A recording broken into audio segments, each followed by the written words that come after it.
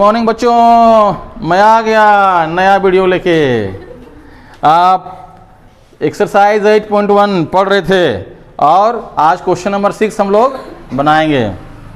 तो चलिए हम लोग देखते हैं क्या क्वेश्चन में दिया हुआ है।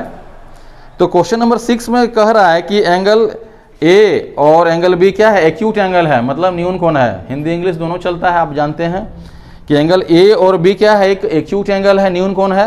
तो इसका देखिए पहले फिगर, हम लोग एक ही फिगर में दोनों बनाते हैं, कोशिश करते हैं। बहुत ही आसान प्रोसेस है।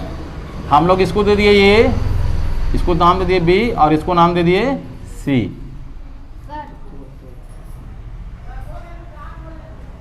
ठीक है, चलिए बच्चों, ठीक है।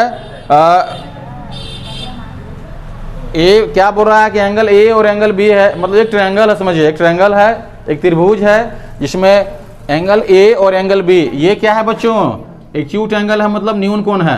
अभी मैं बताऊंगा कि न्यून कोण एक्यूट एंगल क्या होता है, आप लोग जानते हैं, फिर भी मैं रिवाइज करा दे रहा हूँ। ठीक है, दिया हुआ है, मतलब कोण सी क्या होगा, 90 है। तो सबसे पहले जो दिया है ना उसको लिख दो, जो दिया है बच्चों उसको लिखिए। इसी को अगर आप इंग्लिश में लिखना चाहेंगे तो इस तरह से लिख सकते हैं। तो क्या लिख रहा है कि एंगल ए और एंगल बी क्या है बच्चों, न्यून कोण है। इसका मतलब क्या हो गया, अगर इंग्लिश में लिखना चाहेंगे तो angle A and angle B are acute angle दिया हुआ है। ठीक है, हम लोग को क्या शो करना है, एक्यूट एंगल दिया हुआ है और क्या दे रहा है कि cos A equal to cos B, cos B A भी दिया हुआ है बच्चों।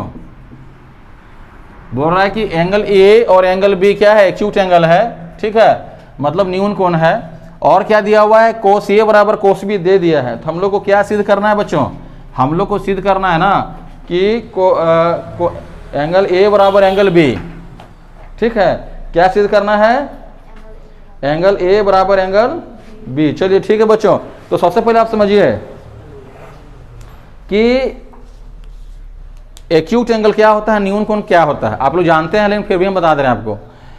किसी भी त्रिभुज में एक्यूट एंगल, समकोण एक होता है एक्यूट एंगल। एक्यूट का मतलब होता है कि उसका 90 से कम होगा, 90 डिग्री से उसका मान क्या होगा, कम होगा। एक्यूट एंगल इंग्लिश में उसी को बोलते हैं, लेस देन 90, लेस देन 90। तो देखो एक त्रिभुज बना दिए, एक ट्रायंगल बना दिए, उसमें अगर ये 90 है, इसका मतलब क्या होगा, ये 45 और ये 45 होगा, मतलब हर हाल में वो क्या होगा, 90 से कम है।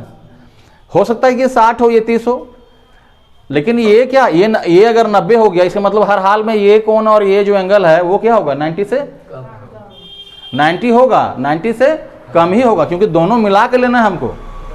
बात समझिए, दोनों मिला के हमको लेना है, तो हर हाल में कम होगा।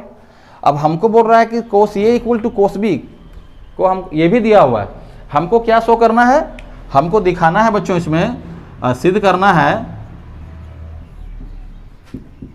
क्या सिद्ध करना है बच्चों, सिद्ध करना है कि एंगल ए बराबर एंगल बी, इस तरह से जो लिखते हैं ना इसको बोलते हैं एंगल, कोण। कोई दिक्कत, ठीक, यही हमको सिद्ध करना है कि एंगल ए बराबर एंगल बी, ये शो करना बहुत आसान है। हमको अब ये दिखाना है ना कि ये एंगल और ये एंगल बराबर होगा। बात समझिए, क्या दिखाना है कि ये कोण और ये कोण बराबर होगा, बहुत आसान है। कैसे बहुत आसान है, समझिए। तो यहाँ के बाद हम बनाते हैं, समझना, अभी मत उतारना कोई। ठीक है, तो जो दिया हुआ है इसी से बनाएंगे हम लोग, जो दिया हुआ है बच्चों इसी से हम लोग बनाएंगे। तो हम लोग को क्या दिया हुआ है, कोस A equal to cos B, ये दिया हुआ है, ये तो दे दिया। कोस ए बराबर कोस बी अगर दिया है, इसका मतलब क्या है, कुछ तो बात होगा, तभी तो दिया।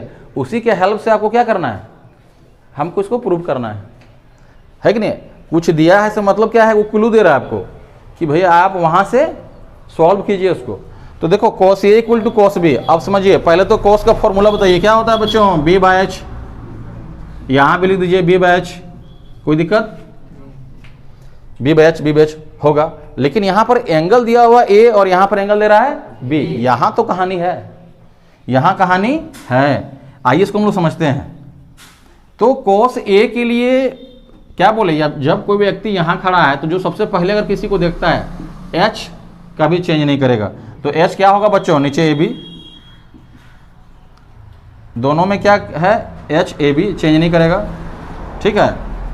तो जब हम यहाँ खड़ा रहेंगे इसके लिए B क्या होगा, ये तो P हो गया, B क्या होगा AC, लिख दीजिए। और cos B, जब कोई व्यक्ति यहाँ खड़ा है तो वो किसको देखेगा, पहले इसको देखेगा। इसका मतलब वो किस पर स्टैंड होगा, BC पर, खड़ा है BC पर।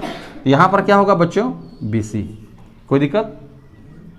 अब यहाँ से क्या करना है, देखिए यहाँ के बाद हम इसको क्रॉस मल्टीप्लाई कर सकते हैं। AC को रहने देते हैं यहीं,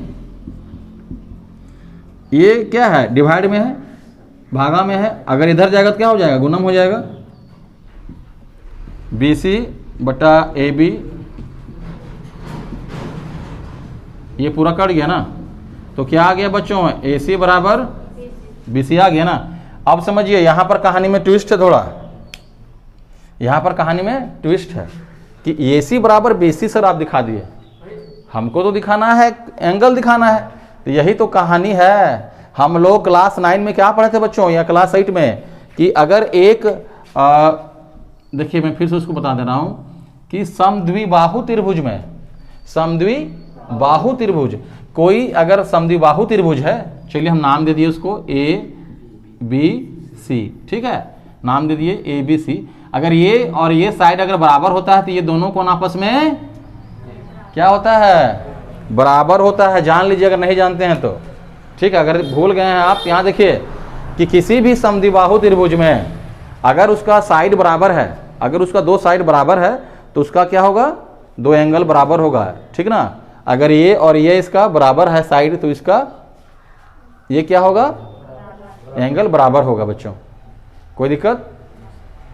और अगर इसी को हम लोग अगर इंग्लिश में लेते हैं, ठीक है, तो क्या हो जाएगा कि आइसोसेलेस ट्रायंगल में, आइसोसेलेस ट्रायंगल समद्विबाहु को बोलते हैं हम लोग, आइसोसेलेस ट्रायंगल में अगर ये दो साइड अगर इक्वल है, इसका अगर दो साइड इक्वल है तो उसका अपोजिट एंगल क्या होता है, आपस में बराबर होता है, उसका अपोजिट एंगल आपस में बराबर होता है। तो हम लोग इसको लिख सकते हैं, इसलिए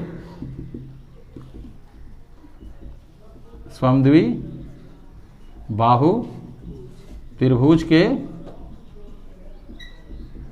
गुण से क्या हो जाएगा,